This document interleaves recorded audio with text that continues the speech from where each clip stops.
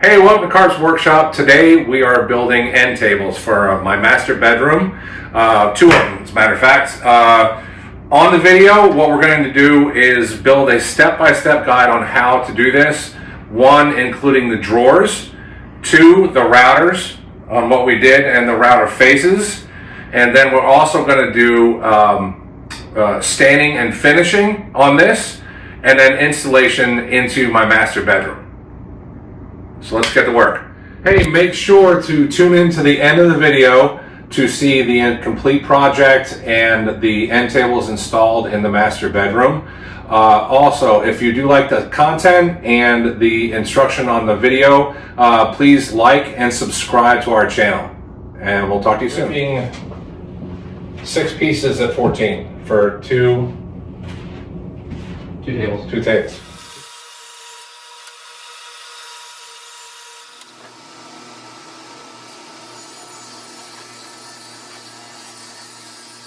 Now we're cutting down our boards with a crosscut sled.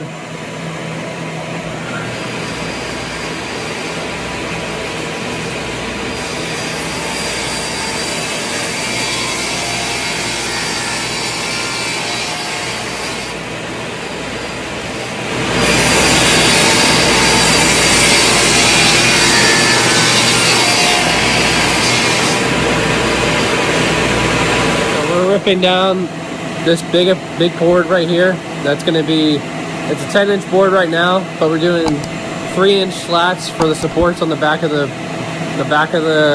shelf unit and the top.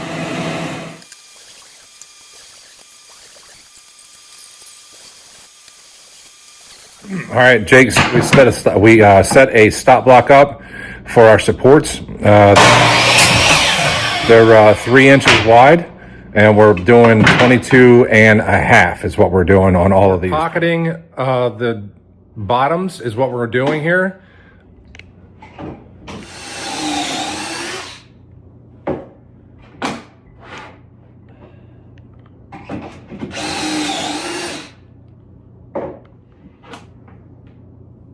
Pocketing the bottoms. Having everything together, and Jake is putting the pocket hole screws in.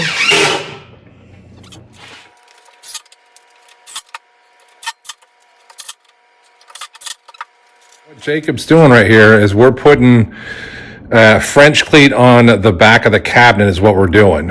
So, Jake, if you want to grab the other French cleat that's on the side of it. So we're mounting that, and you want to show them the 45 on it. There we go. With 45 on it, we're going to spin it around and then mount it to the back of the cabinet. Then we're going to put another cleat on the wall. Once we put that cleat on the wall, we'll be nice and level, and it'll form right up to it. Just like so. All right, we're cutting down. These are the drawers that we're doing here. And we're making 4 drawers.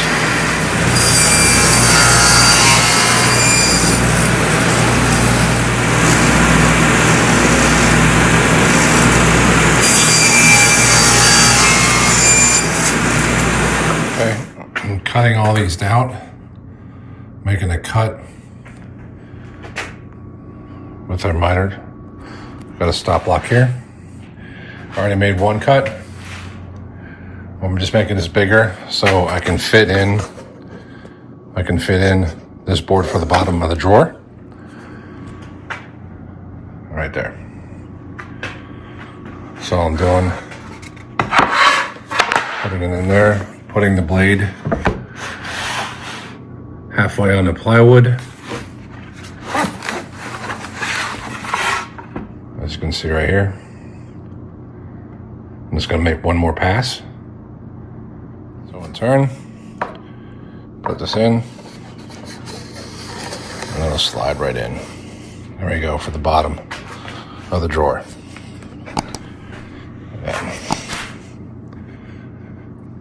Just to show, I'm putting a pocket hole on all of the front and the back, and then those are my sides. Got it all drilled out, and then all the pocket holes cut out.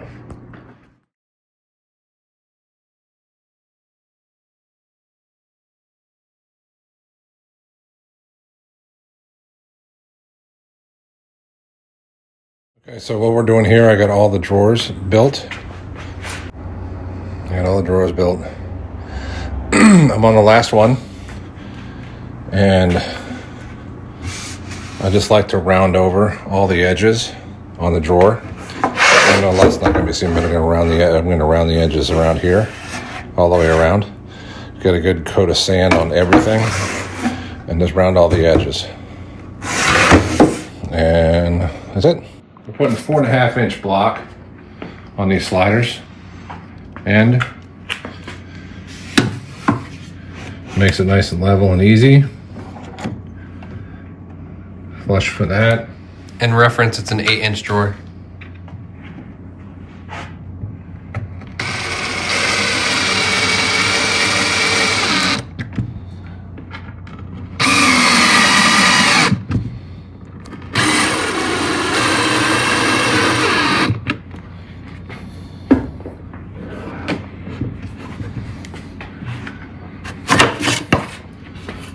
I'm going to flip it. We already did this one. What we're going to do is flip it. And then we'll put another 4.5-inch block here. Back.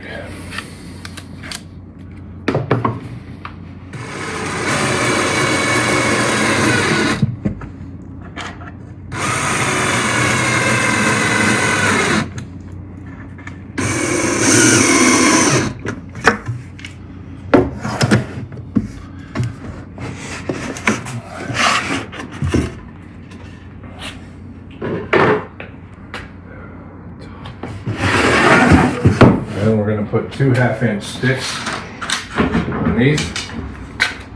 So we have clearance, drawer,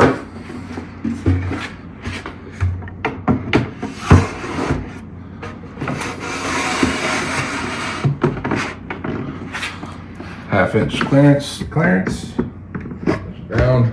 We're going to come out just a hair. We'll go here. Push this back, make that nice and square for there. Another one over here.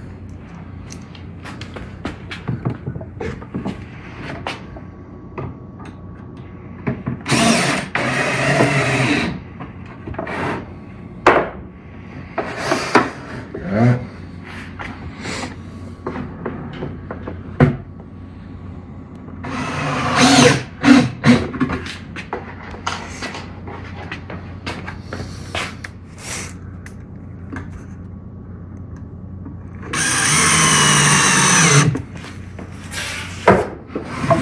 Time.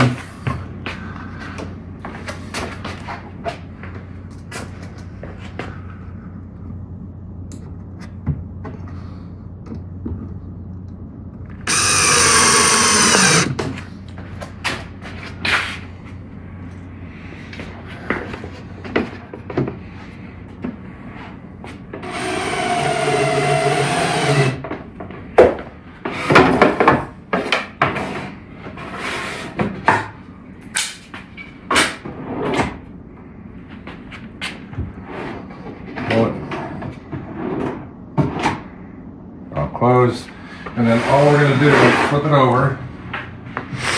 This was Jake's idea, which made it a ton easier. Do our half-inch blocks again, and rinse and repeat. Okay. That's together. We got the drawer faces cut and the top cut. And then we got that. Got both of them. And I had to set up. And we're doing this router bit for top and the drawer slides, which in turn we did a test one, which looks really good. So we got the test one, here you go.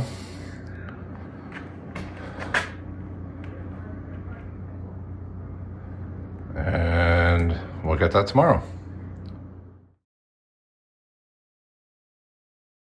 All right, I've got the face sanded. Got all the doors. I'm sorry, drawers.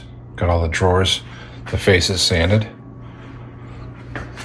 And then I also am doing edge banding around the cabinet.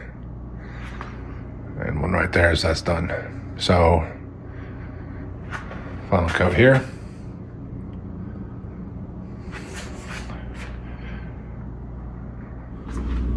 Okay, got everything sanded down on 220. And I'm using terry cloth here is what I'm using. This is the back of the top of the end table. And I'm gonna put one coat on this, flip it around, and then do the other coat. And what I was told, you take one swipe of this,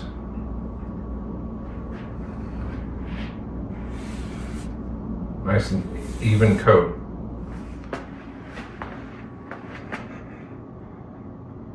First coat. I got a ton more to do. That was in there. I'll put a time lapse on this.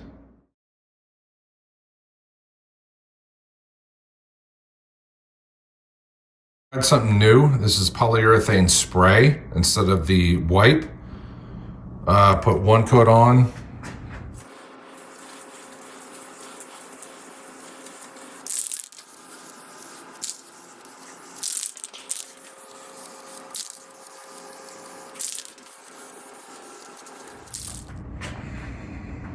This is the base cabinet, or I'm sorry, this is the end table.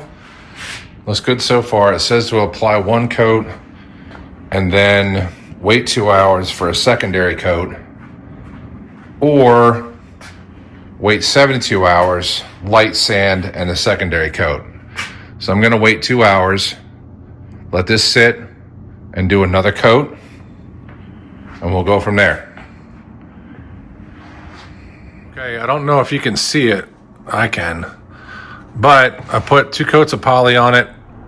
I don't know if you can see it on the glare there, but it's called orange peel on the poly. So unfortunately, I have to resand. So just to show you guys, I resanded these. Actually, it looks kind of nice. I don't know. And that's the top piece, and of course the cabinet. And I was looking at it. It actually kind of looks kind of nice. So I don't know what I'm going to do. But I'm resanding and taking that orange peel off, and we'll go from there. I'll let you know what's happening. I don't know if that's a better angle, just to show you what I'm talking about as far as orange peel is what they're calling it. Oh, that's a better angle right there. You can see the orange peel. And it was because of the temperature in my garage. It got too cool and did not cure correctly. Trial and error is with woodworking. That's the top. Shelves. This top. Shelves. And that other top. That. All right, we got the second coat of the polyurethane. All done. It's got to dry for overnight. I resanded, restained, and put a second coat of poly. Waited 6 hours. This is installed. Drawers. 1, 2.